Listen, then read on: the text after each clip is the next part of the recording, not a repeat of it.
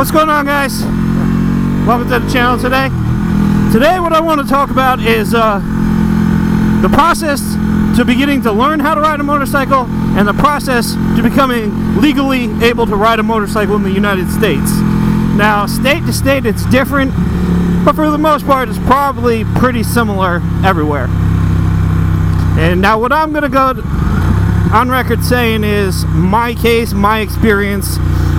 I got licensed in the state of Texas, so I was in the military station at Fort Bliss in El Paso, and so this is going to be what my experience was getting a motorcycle license.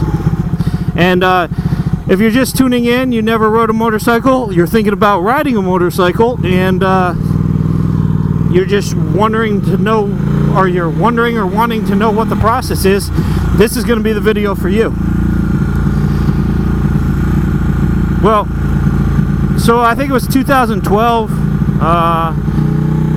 I got the itch to really start riding motorcycles again. Now I'd rode on dirt bikes and things like that. I rode on my dad's motorcycle on the back of it. I've always had an itch and a love for motorcycles, but I just never wanted to get one when I was in my 20s. I just felt that I wasn't mature enough. I don't know, I just didn't trust myself, you know what I mean? I just had an inclination that I didn't trust myself enough.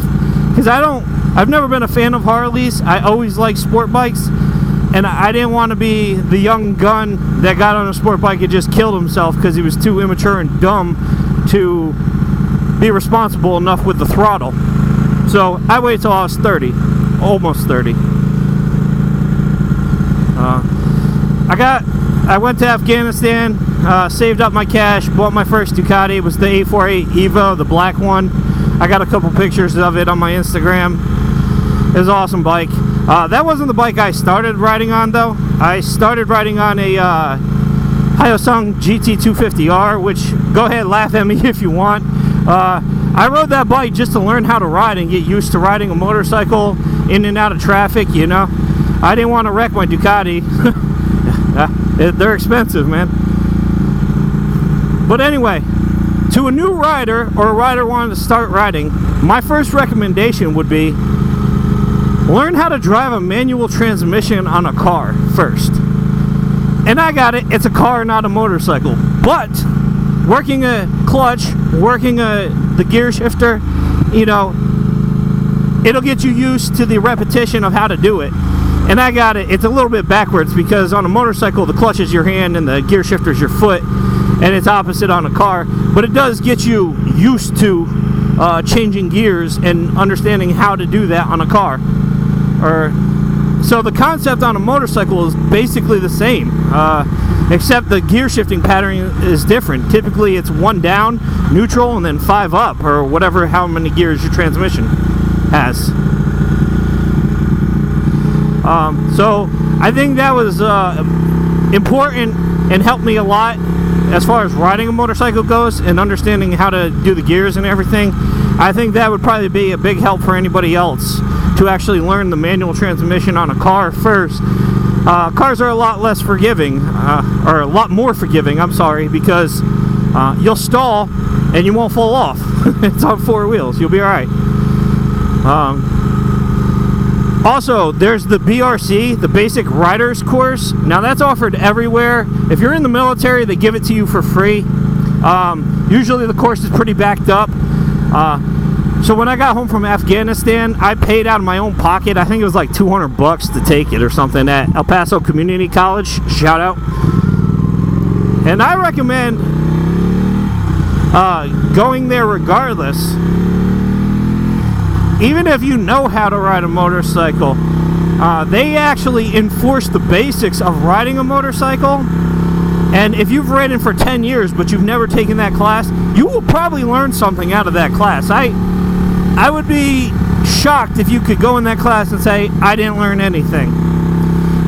Most of the instructors that do that class are retired motorcade cops, so they were mounted on motorcycles. And if you don't know, those guys can ride. If you ever seen the competitions they do, you would know they can ride. Pretty much in the state of Texas, once you pass the basic riders course, all you have to do is go to the DMV, take the written test, because at the basic rider's course, they give you the road test, and you don't have to do it with the DMV in Texas. It's so much easier. You just pass the test at the DMV, and you got a license. It's awesome.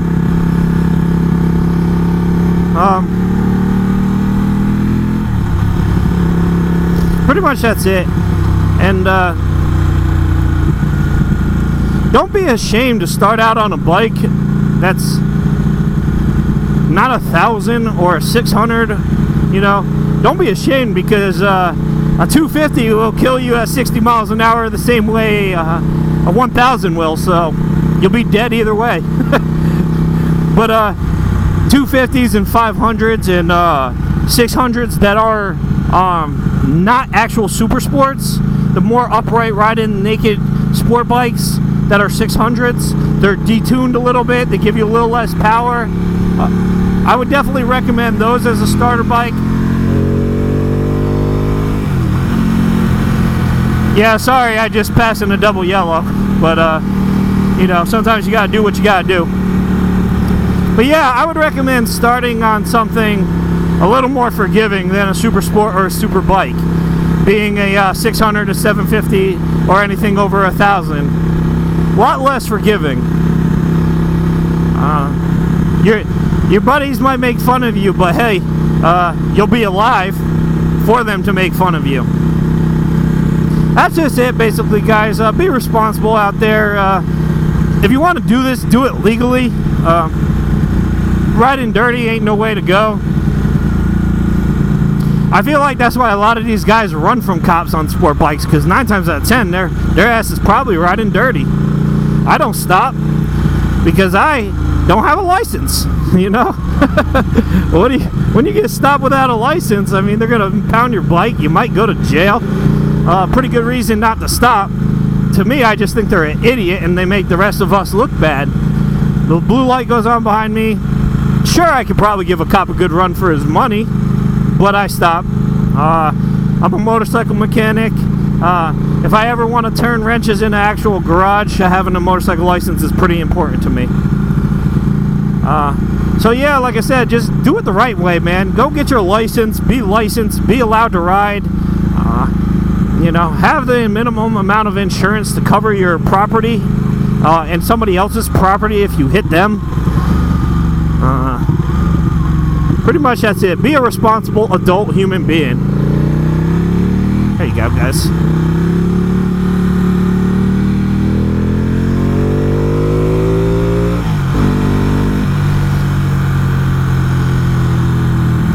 Okay, guys. If you're off today, man, take care. Have a nice day. Ride safe. Keep the wheels on the ground. And that's it, guys. Talk to you later. Bye.